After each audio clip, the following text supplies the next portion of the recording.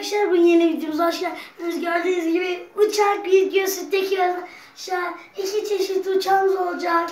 Büyük ve küçük olacak arkadaşlar. Ve şimdi başlayalım abi. Bir şöyle küçükten başlayalım. Küçük daha iyi oluyor. Bunu benim bir değişik modelim var. Onunla yapacağım abicim.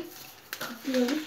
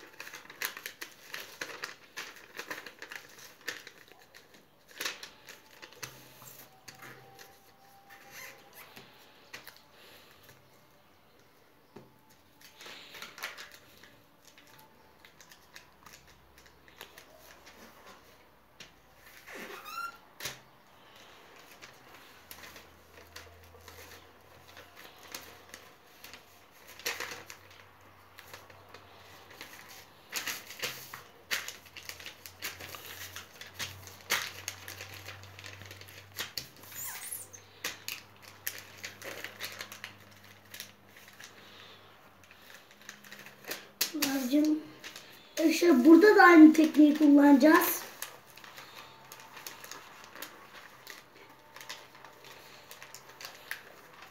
Yani işte iyi uçması için, aynı hizada şey olması için bunu da aynı kullandık ve katlıyoruz arkadaşlar. Bir eksiklik diye düşünüyordum, yokmuş abicim. Şöyle.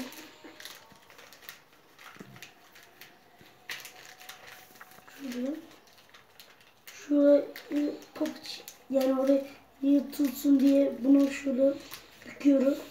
Buraya doğru. Uçağımız az kaldı. Bitecek arkadaşlar. Uçak bittikten sonra atmayacağız. Öbürüne gideceğiz abicim. At şey böyle kötü oluyor.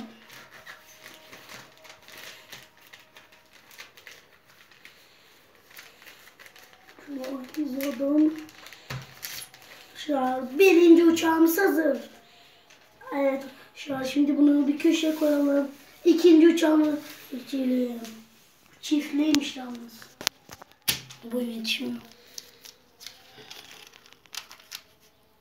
Çiftli al. Bu olmaz.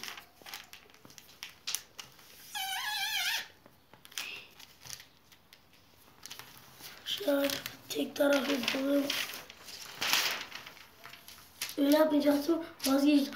Çünkü olmaz. Yani olmaz. Daha bir uçama sonra da uçak bize yükseldi. Niye uçamıyor ben diyor. Ama uçması lazım arkadaşlar bu uçak falan. Çünkü bu çok büyük. Gazeteden yapılmış uçak ha. Şu gazeteden yapılan iki uçak. Dur ya. Ben buna huyunu hiç sevmiyorum.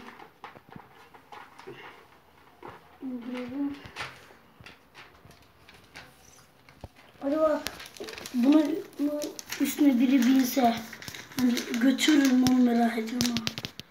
Gerçekten merak ediyorum. Bir tane çocuk mesela bu üstüne binse, küçük. 2 yaşında falan. Bunu yürüyebilir. Binse uçar mı? Kim bilir, belki uçar.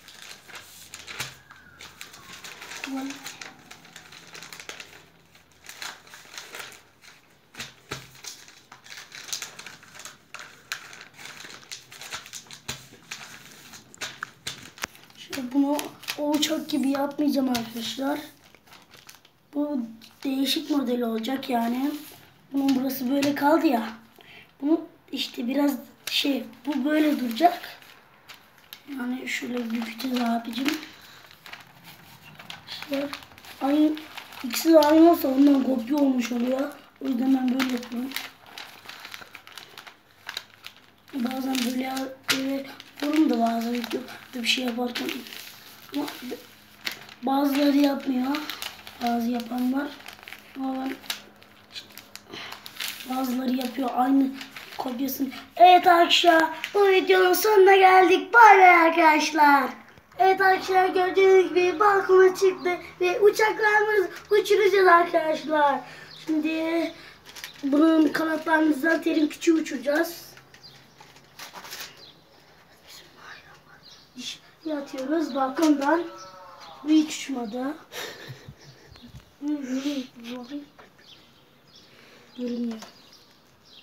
Şimdi ikinci uçağımızı deneyeceğiz. Şöyle ikinci uçak inşallah iyi uçar. Vay. Bu da kötü uçtu arkadaşlar.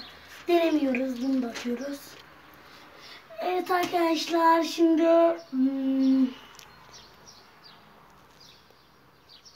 ne diyeceğim? Evet arkadaşlar, bu ne biçim bu aşağı, bundan böyle artık uçak olmazmış abi.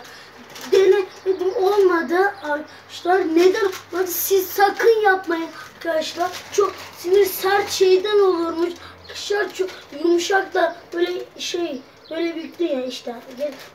Evet arkadaşlar, çok sinir etti beni abi.